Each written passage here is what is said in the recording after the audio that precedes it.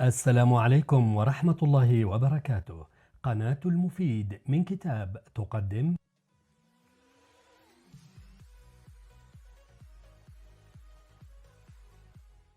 المفيد من كتاب قوانين المال للمؤلفة سوزي أورمان. الأسرار الخمسة للخروج من الأزمات المالية وتجنب الوقوع فيها مرة أخرى. في هذا الكتاب، والذي يعد من أكثر الكتب مبيعا وفقا لجريدة نيويورك تايمز، تكشف سوزي أورمان النقاب عن قوانين المال الخمسة التي تنطبق على الجميع، فسواء كنت شابا أم شيخا، وسواء استطعت أن تدخر مالا كثيرا أم كنت تعاني من ديون خطيرة، فعليك أن تعرف هذه القوانين الخمسة للمال إذا كنت تهتم فعلا بأموالك وحياتك. هل تنتهك قوانين المال الخمسة عندما تذهب للتسوق؟ هل تخشى أن يتم رفض بطاقتك الائتمانية؟ إذا كان الأمر كذلك فأنت تنتهك القانون الأول. هل تتسرب أموالك دائما من بين يديك؟ وهل تندم باستمرار على ما فعلته أو ما لم تفعله بها؟ إذا كان الأمر كذلك فأنت تنتهك القانون الثاني. هل ستستدين عندما تقوم بتعليم أولادك؟ إذا كان الأمر كذلك فأنت تنتهك القانون الثالث. هل اشتريت منزلا أو أي شيء آخر بجميع ما لديك من أموال متاحة؟ إذا كان الأمر كذلك فأنت تنتهك القانون الرابع. هل تعتقد أنك ستكون أكثر قوة عندما يكون لديك المزيد من المال؟ إذا كان الأمر كذلك فأنت تنتهك القانون الخامس. بمجرد أن تضع قوانين المال الخمسة هذه موضع التنفيذ، فسوف تبدأ حياتك المالية في التحسن على الفور. عش حياتك وفقا لهذه القوانين لتظل أنت وأموالك بعيدا عن المتاعب. إفشاء الأسرار. في أحد الأيام اكتسحت أخبار أحد الأعاصير الوشيكة إحدى المدن الساحلية، وبينما كانت الرياح تزداد سرعتها ويرتفع المد والجزر، اندفعت السلطات من منزل إلى منزل تعطي التعليمات للمقيمين بإخلاء المدينة وحزم الأشياء الثمينة والابتعاد عن الشاطئ. فعل جميع سكان المدينة ما نصحتهم به السلطات، ما عدا شخص واحد، حيث قاموا بأقصى سرعة بتحميل سياراتهم بصورهم العائلية وأجهزة التلفاز والملابس والنقود وأكثر المستندات أهمية لديهم. وبالفعل ابتعدوا جميعا عن السواحل في الوقت الذي بدأت فيه الأمطار الغزيرة تضرب مدينتهم. تخلف عنهم رجل واحد، والذي قال بهدوء للسلطات عندما طرقوا بابه: لا لا، سوف أكون بخير، سوف يحميني الله.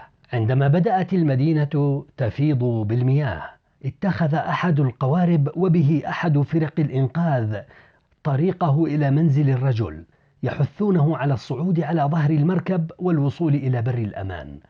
قال الرجل ثانية وبثقة: لا، لن أصعد على ظهر هذا المركب، سوف أكون بخير، سوف يحميني الله. سرعان ما غمرت المياه المرتفعة جميع المنازل تقريبا في المدينة، ووجد الرجل نفسه معزولا على سطح منزله.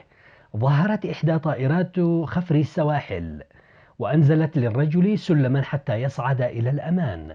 رفض قائلا بصوت عال: لا، سوف أكون بخير، سوف يحميني الله. لقد كانت فرصته الأخيرة، وفي غضون ساعات غمرت مياه الفيضان المنزل ومات الرجل غرقا. الشيء الذي لم يدركه الرجل هنا هو أن عناية الله كانت حوله منذ البداية، حيث أرسل الله له الناس ليحثوه على ترك منزله، ثم أرسل له قارب نجاة، وأخيرا أرسل له الطائرة الهليوكوبتر.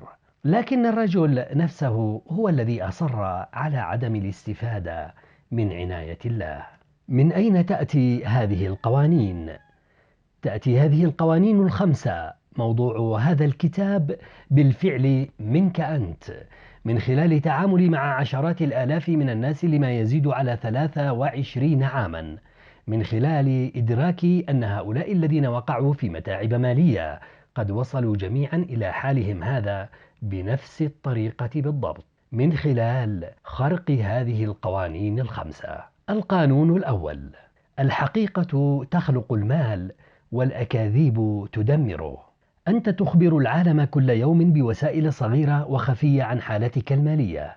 أنت تعبر عن هذه الحالة من خلال الملابس التي ترتديها، والسيارة التي تقودها، والمنزل الذي تعيش فيه، وحقائب المشتريات التي تحملها، وعشرات العلامات الأخرى. ولكن هل تقول الحقيقة؟ والأهم من هذا هو أنك تخبر نفسك كذلك عن حقيقة موقفك من خلال تلك الإشارات والعلامات. فما مقدار صدقك مع نفسك؟ عندما تدخل الأكاذيب في نسيج حياتك المالية، فإن هذا النسيج سوف يتآكل ويتمزق لا محالة. إن كل قرار تتخذه يتعلق بمالك يضعك في مفترق طرق بين الحقيقة والكذب، وأحد هذين الطريقين يؤدي إلى كسب المال، أما الآخر فيؤدي إلى تدمير ما لديك منه. وهذا حقيقي في جميع مناحي حياتنا، بغض النظر عن مدى كبر أو صغر أفعالنا أو ثرواتنا. إذا كذبت فيما يتعلق بموقفك المالي، سوف تميل إلى إنفاق أكثر مما لديك، كأن تشتري منزلا دون معرفة ما إذا كنت تستطيع تحمل نفقاته أم لا. إن حالات التدمير كلها تبدأ بكذبة، سواء كانت شخصية أو مالية. محاولة الظهور بشكل أفضل أمام الآخرين يدمر أفضل ما لديك. إذا كان الآخرون يدينون لك بالمال ولم يسددوا ديونهم لك، فما هي الكذبة التي تسببت في هذا الموقف؟ هل قلت: حسنا، سوف أقرضك المال ولا أمانع في ذلك، في حين كان يجدر بك أن تقول: لا أريد أن أقرضك المال، لا أطيق ذلك ولا أشعر أن هذا ملائم لي. فكر في الأصدقاء الذين ظلوا يطلبون منك الخروج معهم للعشاء أو للسينما أو لإحدى مباريات كرة القدم، وليس لديهم علم بأن لديك ديونا. كن حريصا أن لا تدع المال الذي تنفقه يصبح وسيلة إظهار نجاحك. إن الشخص الذي في حاجة ماسة إلى سماع وقول الحقيقة عن أموالك هو أنت. أنت في حاجة إلى قول الحقيقة، أنت في حاجة إلى سماع الحقيقة، أنت في حاجة إلى البدء في العيش وفقا لتلك الحقيقة. القانون الثاني: انظر إلى ما لديك وليس إلى ما كان لديك. إن هذا القانون يدعوك لعدم التفكير في أي شيء حدث في الماضي، ففي هذا مضيعة كبيرة لطاقتك ووقتك ومالك، ولا يمكن أن يأتي منه خير. اعط نفسك الفرصة لترى حقيقة موقفك في الوقت الحاضر. إننا جميعا نفكر في تجاربنا في الماضي، وبالطبع عندما نقوم بهذا بطريقة تخدم مصالحنا فإن هذا يساعدنا. إن النظر إلى الماضي هو الطريقة التي نتعلم بها من أخطائنا ونثني على أنفسنا بسبب الأشياء الجيدة التي قمنا بها. ولكن العيش في الماضي قصة أخرى. ليس هناك ما هو مفيد في التحسر على أموالك التي ضاعت في ظل ظروف معينة. إن هذا التفكير يجعلك عاجزا عن الحراك وجاهزا للدخول على المزيد من المتاعب. إذا كنت تعيش أسير الماضي، فمن الضروري أن تستيقظ وتقوم بعمل فحص للواقع، وترى من أنت عليه بالفعل اليوم، وكيف تصل من نقطة البداية الجديدة تلك إلى المكان الذي تريد أن تكون فيه غدا. القانون الثالث: افعل ما يناسبك قبل أن تفعل ما يناسب أموالك. يعتمد هذا القانون في جوهره على ضرورة عدم حب المال لذاته على حساب باقي الأشياء الأكثر أهمية في الحياة. إنك أنت وروحك وسعادتك في رأيي أكثر أهمية من المال نفسه. في الحقيقة سيساعدك هذا القانون على إدراك أن الهدف الحقيقي للمال ليس ببساطة تحقيق المزيد من المال، بل لمساعدتك في الشعور بأنك في أمان وسعيد من الناحية المالية. يجب أن يحرسك مالك ويهتم بك، وعلى العكس ليست مهمتك الأساسية أن تحرس وتخدم المال. إنني أؤمن بشدة أنك يجب أن تنتبه لمالك وتهتم به لكي يستطيع مالك الاهتمام بك، وسوف نرى معا مدى أهمية هذا في قانون حياتنا. إن القيام بما هو مناسب لك يتضمن أن تكون واقعيا. إن القيام بما هو مناسب لك يعني معرفة احتياجاتك المالية الحقيقية وكيف تستطيع الوفاء بها في المستقبل. إن القيام بما هو مناسب لك يعني أن لا تعيش أبدا في الوهم، بل وفقا لمواردك المالية. إن القيام بما هو مناسب لك يعني المحافظة على أحلامك حية إلى أن يأتي اليوم الذي تجد نفسك تحقق هذه الأحلام. يجب أن لا تنسى أبدا حياتك هي أهم الأشياء في هذا العالم، وأن أموال العالم كلها لا تساوي لك شيئا إذا لم تكن في صحة جيدة لكي تستمتع بها. لكل شخص مجموعته الخاصة من الأولويات المالية والتي تكون مناسبة له أو لها، وكما أن بصمات أصابعك تختلف عن بصمات أصابع أي شخص آخر في العالم، تختلف كذلك حياتك المالية وقراراتك عن قرارات أي شخص آخر. القانون الرابع: استثمر في الأشياء المعروفة قبل الأشياء غير المعروفة. يقول القانون الرابع بصفة أساسية إنك يجب أن تضع أموالك أولا في تلك الأشياء التي تعرف أنك تحتاج إليها في الحياة، أو التي لديك التزام قوي تجاهها، مثل الطعام والمأوى والمواصلات ومدفوعات الديون والتقاعد. يجب أن تفعل هذا قبل الاستثمار في الأشياء غير المعروفة، مثل شراء منزل أكبر أو الإقدام على استثمار عقاري جديد أو فتح حساب في سوق الأوراق النقدية.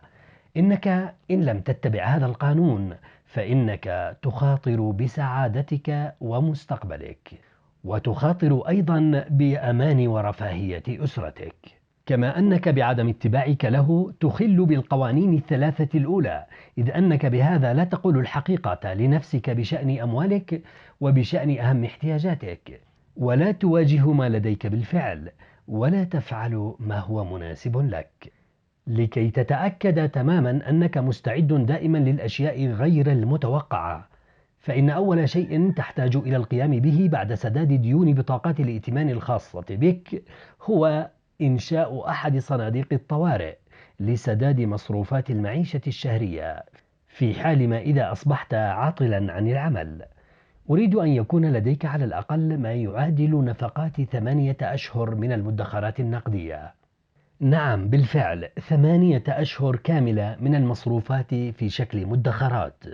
لم أعد أصدق أن الفترة من 3 إلى 6 أشهر التي كان يوصى بها كصندوق احتياط تعد كافية. يرجع هذا إلى شيء واحد، وهو أن الاقتصاد قد تغير، وأصبحت العمالة الزائدة أكثر انتشارا، وأن الوقت الذي يستغرقه المرء للحصول على وظيفة أخرى أصبح أطول. القانون الخامس: ليس للمال قوة أو سلطة من تلقاء نفسه. يقول قاموس المترادفات إن القوة هي السلطة، التحكم، النفوذ، وأنت بالطبع تملك السلطة والتحكم في كيفية إنفاقك لأموالك، ولكن عليك أن تعرف كيفية ممارسة هذه السلطة، كما أن لديك السلطة وأيضا النفوذ لتحديد مقدار ما تحتاج إليه من المال في حياتك. فإن حيازة الكثير أو القليل من المال لا يزيد أو ينتقص في حد ذاته من قوتك الشخصية. وإليك هذه التوضيحات: تتدفق جميع الأموال من خلالك أنت، فأنت المصدر. يجب أن تدرك أنك قوي بغض النظر عن كثرة أو قلة ما لديك من مال.